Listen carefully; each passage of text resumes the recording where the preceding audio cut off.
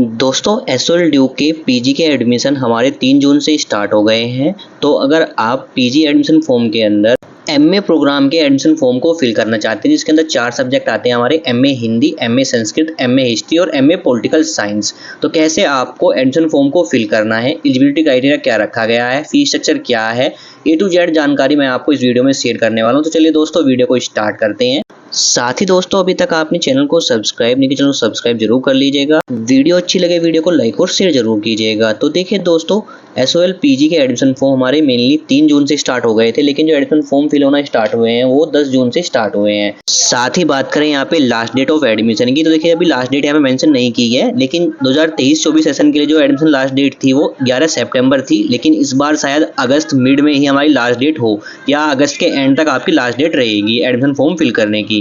तो अब दोस्तों बात करते हैं यहाँ पे एलिजिबिलिटी क्राइटेरिया क्या रखा गया है एमए एडमिशन फॉर्म को फिल करने के लिए। तो देखिए दोस्तों, अगर आप एडमिशन फॉर्म फिल करना चाहते हैं एमए पॉलिटिकल साइंस का, तो यहाँ पे आपको 3 कैटेगरी देखने को मिलती है एलिजिबिलिटी क्राइटेरिया अंदर।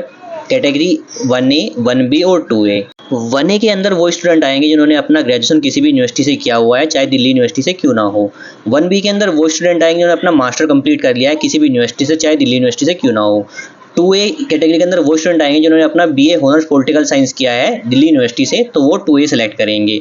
बात करते हैं मिनिमम मार्क्स की, तो देखिए अगर आप जनरल कैटेगरी से हैं, ओबीसी और ईडब्ल्यू से हैं, तो आपको 50% मार्क्स होने चाहिए यहाँ पर ग्रेजुएशन के अंदर। अदरवाइज आप एससी एसटी पीडब्ल्यूडी कैंडिडेट हैं तो आपके 45% एग्रीगेट मार्क्स होने चाहिए ग्रेजुएशन के अंदर, तभी आप फॉर्म को फिल कर सकते हैं। बात करते हैं अगले प्रोग्राम की, जो कि है एमए हिस्ट्री, जिसमें सेम 3 कैटेगरी आपको देखने को मिलेगी। 1A के अंदर आपने ग्रेजुएशन किया हुआ है किसी भी यूनिवर्सिटी से, साथ में 1B के अंदर आपने मास्टर किया हुआ है किसी यूनिवर्सिटी से, और 2A के अंदर अगर आपने बीए ऑनर्स हिस्ट्री किया हुआ है दिल्ली यूनिवर्सिटी से, तो आप अपना यहाँ पे कैटेगरी सेलेक्ट करेंगे। सेम मिनिमम मार्क्स रखे गए हैं, 50% मार्क्स जनरल, ओबीसी और ईडब्ल्यूएस कैटेगरी के लिए, 45% रखा गया है हमारा एससी एसटी और पीडब्ल्यू कैटेगरी स्टूडेंट के लिए। साथ ही बात करते हैं अगर एमए हिंदी के एडमिशन फॉर्म को फिल करना चाहते हैं, तो यहाँ पे भी 3 कैटेगरी देखने को मिलेगी आपको, 1A, 1B और 2A। इसमें आप सेम कैटेगरी का आपको ऑप्शन रहेगा, बस 2A के ऑप्शन में आपको जो बीए ऑनर्स आपका जो सब्जेक्ट रहेगा हिंदी रहेगा दिल्ली यूनिवर्सिटी से। मार्क्स मिनिमम हमारे सेम रहने वाले हैं। साथ ही बात करते हैं अगर आप एमए संस्कृत के फॉर्म को फिल करना चाहते हैं, तो यहाँ पे कैटेगरी मिलेगी आपको 4, 1A, 1B, 1C, 2A। 1A के अंदर आपने बैचलर डिग्री किया हो, एटलीस्ट 2 कोर्स जो संस्कृत के अंदर आप सब्जेक्ट है वो आपको होने चाहिए। 1B के अंदर आपने बैचलर डिग्री किया हो, साथ में रिकॉग्नाइज्ड यूनिवर्सिटी से विद डिप्लोमा किया हो संस्कृत के अंदर, तो आप 1B का ऑप्शन सेलेक्ट करेंगे। 1C के अंदर अगर आपने शास्त्री आचार्य संस्कृति examination form recognised university deemed university से किया हुआ है, तो 1C का ऑप्शन सेलेक्ट करेंगे। साथ में 2A के अंदर अगर आपने बीए ऑनर्स संस्कृत किया है दिल्ली यूनिवर्सिटी से, साथ ही मिनिमम मार्क्स हमारे सेम रहने वाले हैं, 50% जनरल, ओबीसी, ईडब्ल्यूएस कैटेगरी के लिए, 45% हमारे एससी एसटी पीडब्ल्यू कैंडिडेट के लिए।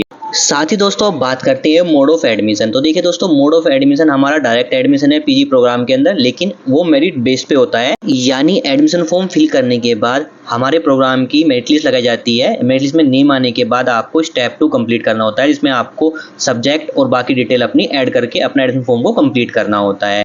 तो अगर आपको अपना एडमिशन फॉर्म फिल करना है एमए के किसी भी प्रोग्राम के लिए, तो कैसे आपको एडमिशन फॉर्म को फिल करना है उसके लिए मैंने अलग से वीडियो बनाई है, चैनल पे आपको मिल जाएगी। उस वीडियो को देखकर आप एडमिशन फॉर्म को फिल कर सकते हैं, जो कि स्टेप 1 रहेगा हमारा।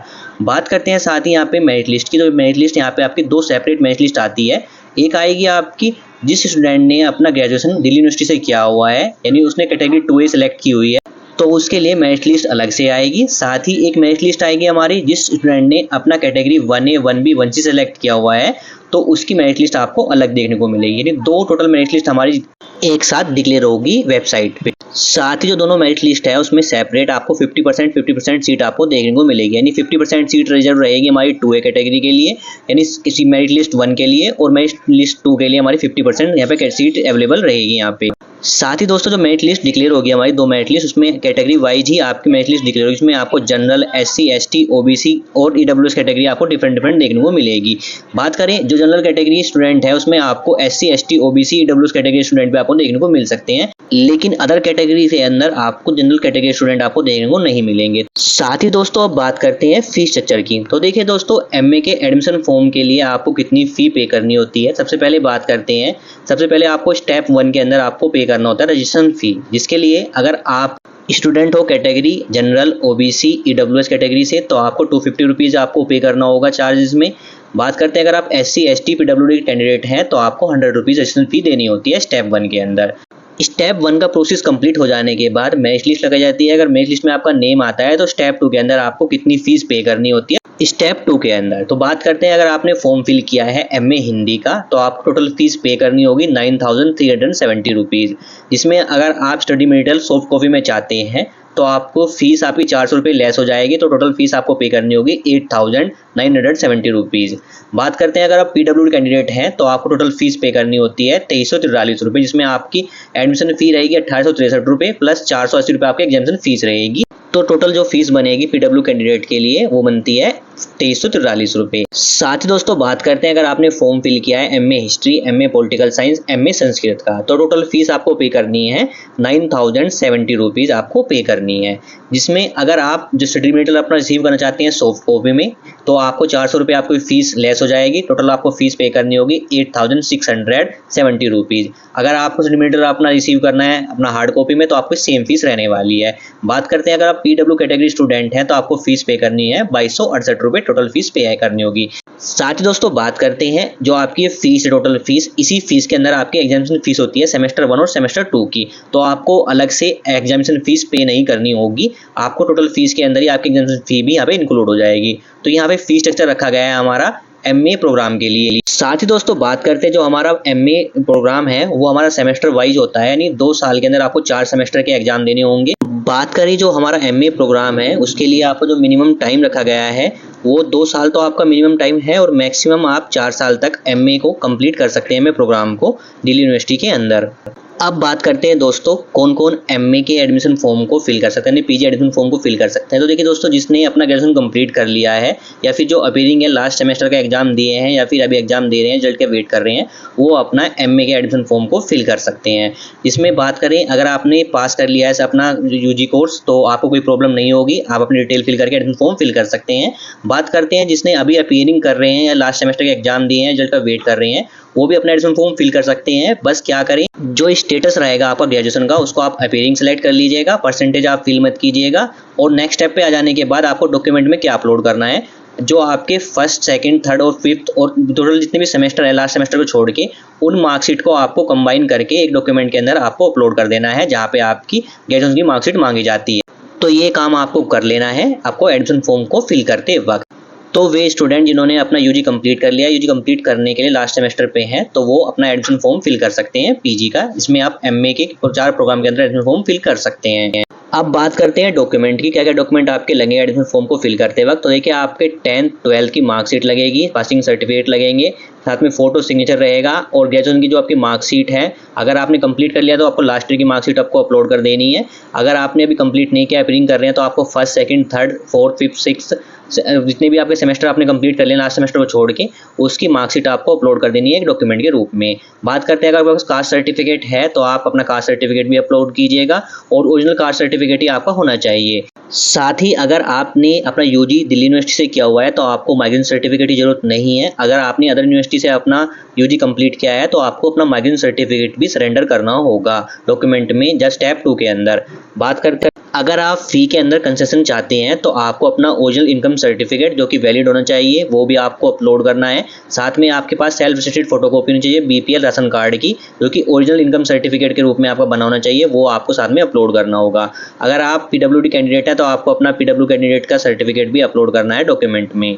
साथ ही दोस्तों अब बात करते हैं स्टडी मटेरियल की। तो देखिए दोस्तों, स्टडी मटेरियल अगर आपने एडमिशन फॉर्म फिल करते वक्त अपना स्टडी मटेरियल हार्ड कॉपी में चाहा है तो आपको अपॉइंटमेंट बुक करनी होती है स्टडी मटेरियल रिसीव करने के लिए। अपॉइंटमेंट बुक करने के बाद अपना स्टडी मटेरियल आप ड्यू की जो कॉलेज आपको प्रोवाइड किया जाएगा वहाँ से आप रिसीव कर सकते हैं। अगर आपने सॉफ्ट अपने कॉपी सेलेक्ट की है ऑप्शन वहाँ पे, तो आप ऑनलाइन भी अपना स्टडी मटेरियल डाउनलोड कर सकते हैं। बात करते हैं यहाँ पे सब्जेक्ट की। अगर आप फॉर्म फिल कर रहे हैं एमए हिंदी का तो आपको फर्स्ट सेमेस्टर और सेकंड सेमेस्टर के अंदर 4-4 सब्जेक्ट अपने यहाँ पे स्टडी करने होंगे। हो सकता है कहीं भी आपके 5 सब्जेक्ट हो, किसी सेमेस्टर में किसी में 4 सब्जेक्ट हो, वो डिपेंड करता है आपका। लेकिन प्रोस्पेक्टस के अंदर हमारे एमए हिंदी के अंदर फर्स्ट सेमेस्टर के अंदर हमारे 5 सब्जेक्ट शो कर रहे हैं, और हिंदी के सेकंड सेमेस्टर के अंदर हमारे यहाँ पे 4 सब्जेक्ट शो कर रहे हैं। बात करें अगर आपने एमए संस्कृत का फॉर्म फिल करते हैं तो आपको एक सेमेस्टर के अंदर 4 सब्जेक्ट पढ़ने होंगे और सेकंड सेमेस्टर के अंदर भी आपको 4 सब्जेक्ट ही पढ़ने होंगे।